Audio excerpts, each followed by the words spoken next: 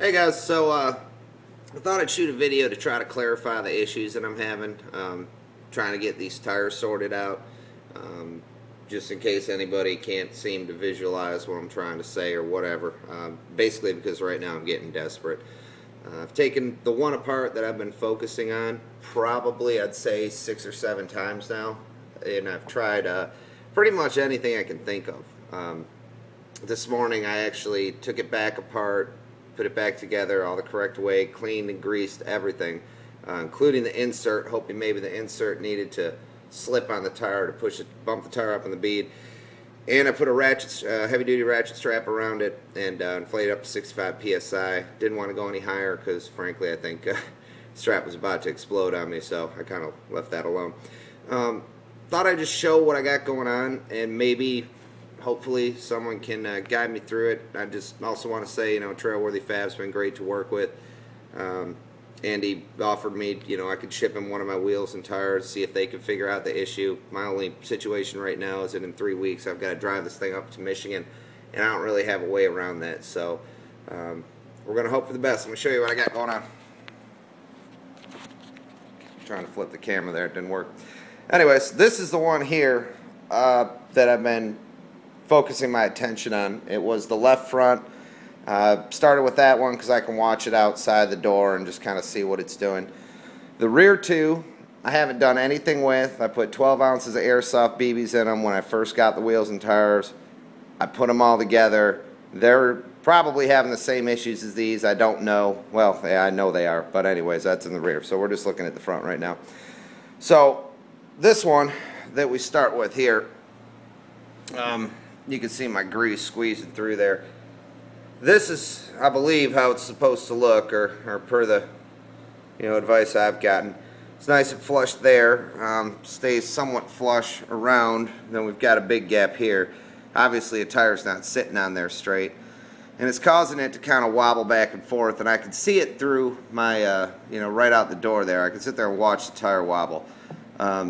And it's giving me basically an issue right now where the Jeep's completely not drivable. I can take it, I've, bumped it up to about 45. It'll go smooth for a while and then it'll shake. It's really intermittent. I'll get back to that later. This one, I took these two fronts, I dumped the beads out of them and took them to Super Trucks Plus in Raleigh. They do, they said they work with anything up to 54-inch tires, so I thought they could handle me, but all they managed to do was zero them out, and they told me that the wheels were bent. The wheels are not bent. I've had them on the spin machine at my shop. I can spin them up to 30 miles an hour. I can hold my finger right there, and my finger is smooth. It doesn't move at all. I hold it here, and it starts, up and down. Done that on both sides of the wheel. This one, there's no internal balancing on this tire right now outside of the factory patch that they put in there, but that's the only weight they have put on this one. They put a whole bunch on this one, and they explained to me that they were going to charge to take apart the wheel and put it back together. I told them that's fine, but apparently they didn't want to do that. Otherwise, I could have rotated it, probably cut that weight in half, if not more. They pointed out to me this little divot, said that's the reason it's not balancing. I know that's bullshit. It basically sounded to me like they didn't want to deal with it, and the problem I'm having is that's the only shop that said they would even take the tires in, so I'm kind of pimped there. This one has that gap on, as I showed you on the other one, more or less all the way around. I haven't taken this one apart and greased it up or anything yet, but this one here, prior to me, excuse me, even greasing it, pretty much sat the same way. And I greased the inside of the insert and all that crap, so I really don't know. The type of issues that I'm having are kind of hard to explain.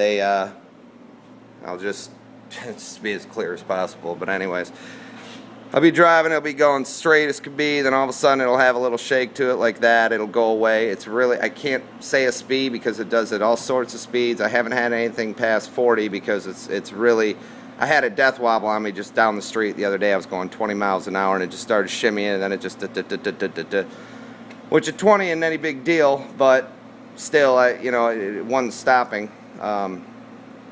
So, anyways, don't know what's going on. But as far as the front end goes, I've been working on this I pulled in the Jeep about 3 months ago to gear the axles and order some new tires, and then I decided to go with 60.5 inch tires, decided to go with those wheels, so on and so forth. So I haven't really driven outside of up and down the street in 4 months, but before that I put brand new ball joints on, just the factory crap ones because I get them at cost, and it just was the most cost effective way to go at the time.